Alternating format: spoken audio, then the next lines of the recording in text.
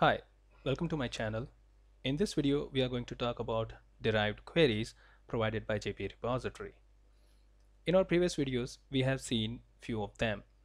For example, find all, find by city name, and find by ID. These function names are self-explanatory as we can clearly understand that what this function will do.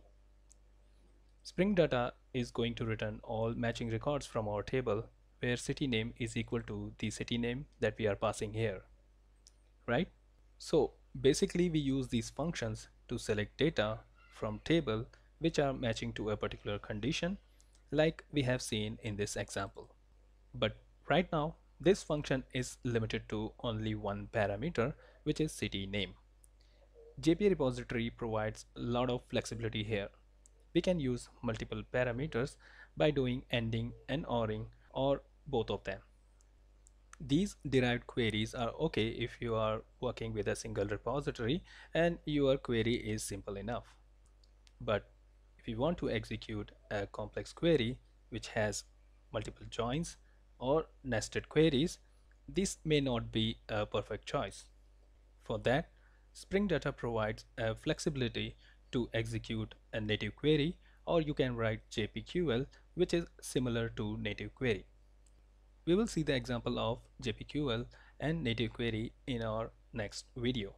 But for now, in this video, we are going to stick with derived queries only. So let's get started. For this example, I have created one more table in our database, which is employees. And in that table, I have created few columns with most commonly used data types so that we can cover the implementation of different data types in our entity.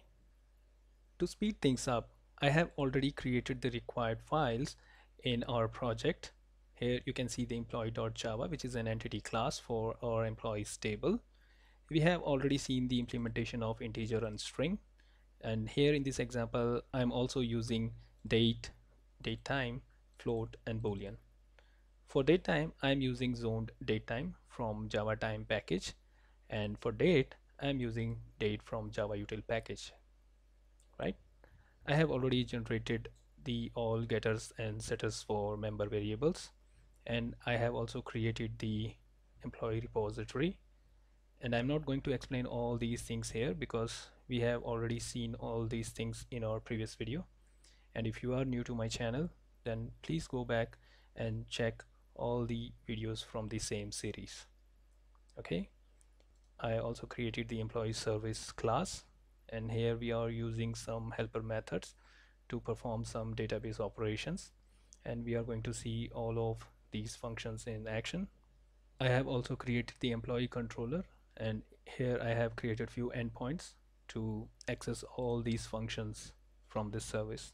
Okay, so let's hit all these endpoints one by one and we'll see how it works. So first we are going to hit this endpoint, add employees, and with request we are going to submit the list of employee. Then further we will pass those employees to this function save all employees of employee service class. And in that function we are going to call this save all function of employee repository, and we will pass those employees. This save all function accepts the iterable type of entity.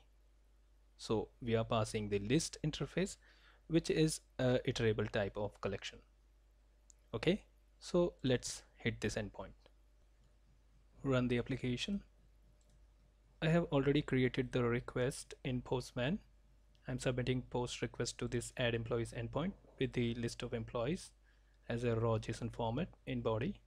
Okay, I'm using date in this format, and for zone date time I'm using this format. Here we need to specify the zone and this t between date and time.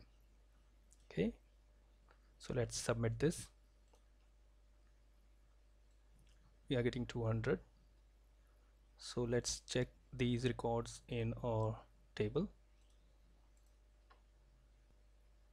Okay, now let's check the other endpoints, which are all employees, employees with name, employee by ID, and employees by IDs. Okay, So let's hit this one, all employees. Okay, this is working fine. We are getting all the employees which are in our table. Let's check the other endpoint, which is employees with name. And in this endpoint, we are going to pass the employee name that we want to find, and we are going to call the function find employee by name, and we are going to pass the employee name to this function. And here we are going to call find by employee name function of employee repository. Here I want to tell you one thing, that this function find by employee name is not an inbuilt JPA repository function like all of these above. Okay, we have created this function, and JPA repository interprets this function by its name and generates the required SQL query with the supplied parameters. So how it interprets? This function name is basically consists of two parts, which is separated by keyword by. Okay, the word before by is basically an operation that we want to perform. We want to perform the find operation, right? The word which comes after the by, basically the name of the variable on which we want to perform the search operation. And this parameter name, employee name, is basically the name of the variable of our entity class. Okay, but the thing to be noted here is the first letter of this variable should be capitalized and rest should be same. So let's hit this endpoint, employees with name, and let's fetch the detail of Thomas.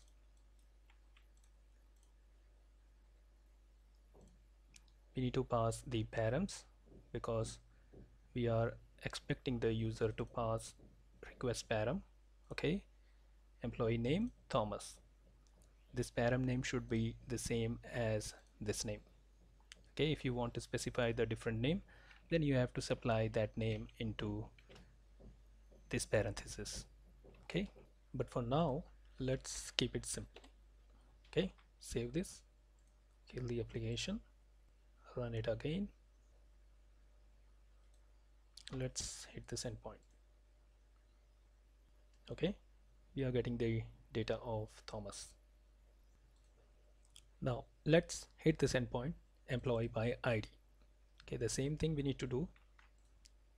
Let's change this to employee ID, and here we need to pass the ID param, and let's pass 6, the ID of Thomas. Okay, let's send this. We are getting the same. Let's check other also, 5. Let's pass this one. Okay, we are getting the data of J. Now let's hit this endpoint, employees by IDs, and here we need to pass the not request param, we need to pass request body, and in that body we are going to pass the list of integer. Okay, and those are basically employee IDs that we want to find, and in return we will get the list of employee object. Okay, and this function here, find all by ID, is an inbuilt function of JPA repository which accepts the iterable type of class. Okay, so let's hit this endpoint.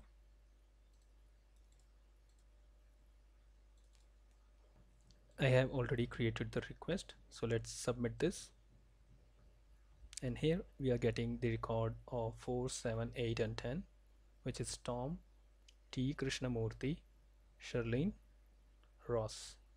Okay, 4, 7, 8 and 10, right? Now let's check the other type of derived queries that Spring JPA repository offers. For that, I'm going to directly auto-wire the repository inside the employee controller class so that we can avoid creating the helper methods inside the service class. This allows us to directly access the repository methods from our controller class. Okay.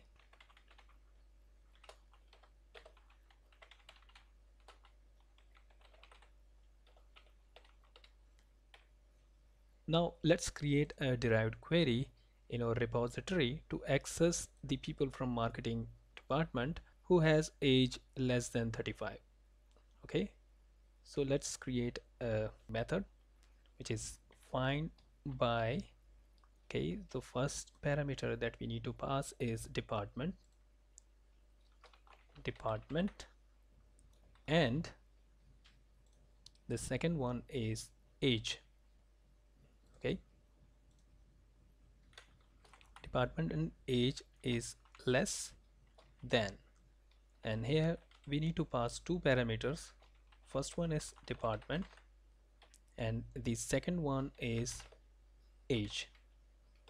Okay, it should return the list of employee,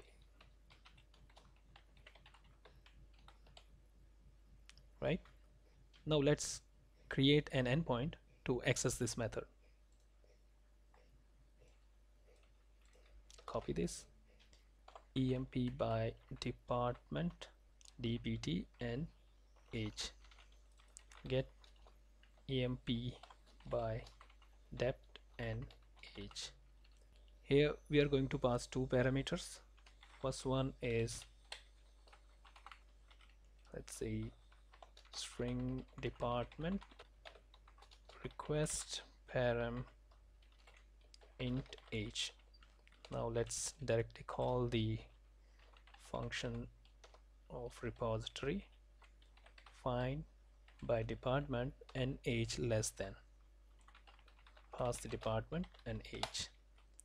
Now let's call this endpoint. Param, first one is department, say IT. The second one is age, should less than 35. Kill the application, run it again.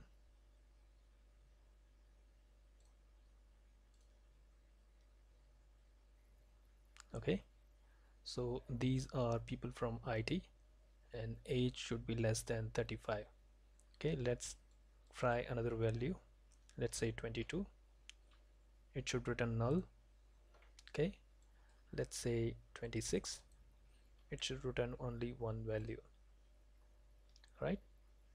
So this is how we can supply multiple parameters using AND keyword. Let's see another one. If you want to fetch record where department is IT and age is less than or equal to age, we need to make slight change, which is less than equal, and that's it. Okay, save this. Here change this to equal. Save this, kill the application, run it again.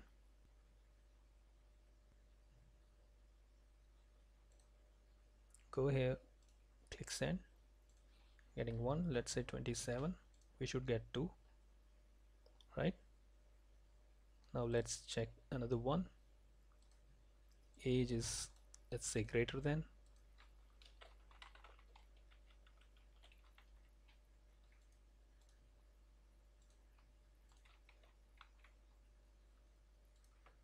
Kill again, run. Okay, send this. Getting 1, which is greater than equal to 27, right? Now let's check few more. For example, list of employee find by employee name starting with, okay, string employee name. Now we want all the employees starting with whatever we are passing in this employee name. Okay, save this. Now let's copy this and employees by name. Okay, get employees by name, string employee name, nothing here, employee name, find by employee name starting with employee name. Okay, let's save this, run it again. This time we are going to pass T. Okay, and we should get these 3 records.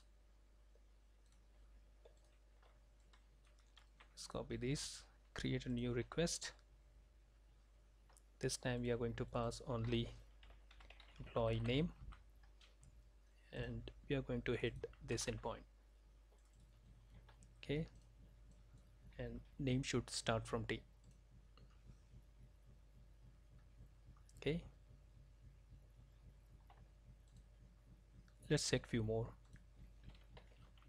Copy this, paste it, name, let's say containing, and one more, let's say name ending with. Okay, save this. We are going to use the same endpoint, employee name containing. Okay, save this, run it again. This time we are going to pass, let's say E, and we should see these 2 records. Let's say E, send the request. Okay, now let's check one more ending with.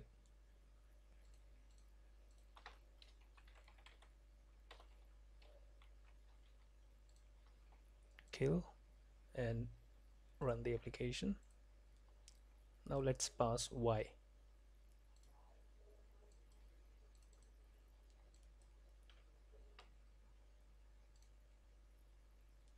Right? I have paused this video for a while and created all these derived query functions in employee repository that you can use it yourself. But before that, let me give you a brief overview of all these functions. This function find top 5 by age retrieves top 5 employees whose age matches with this age. Okay, and this function find by age between retrieves all employees whose age ranges between start age and end age. And this function find by age in retrieves all employees whose age lies in this age group. Okay, now this function find by joining date after retrieves all employees whose joining date is after this date, and this function returns whose joining date before this date, and this one returns whose joining date between this and this date.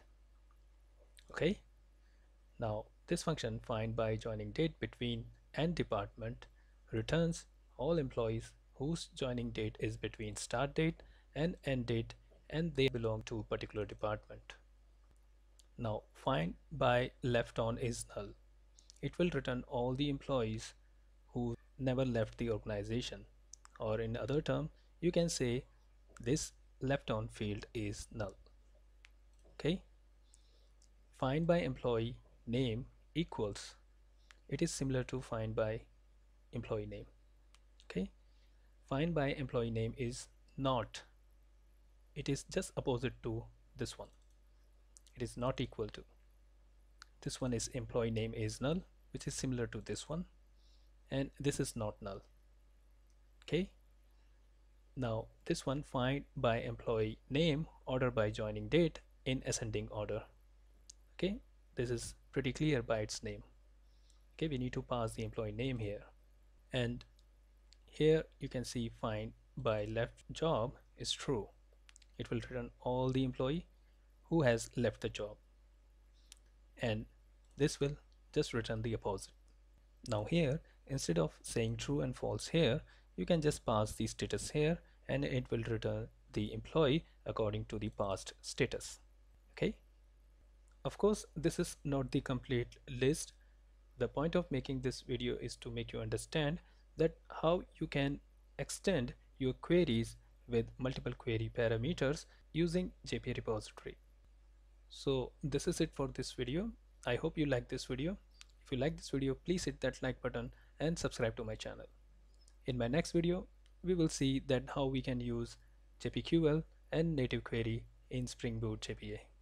Until then, bye bye and take care.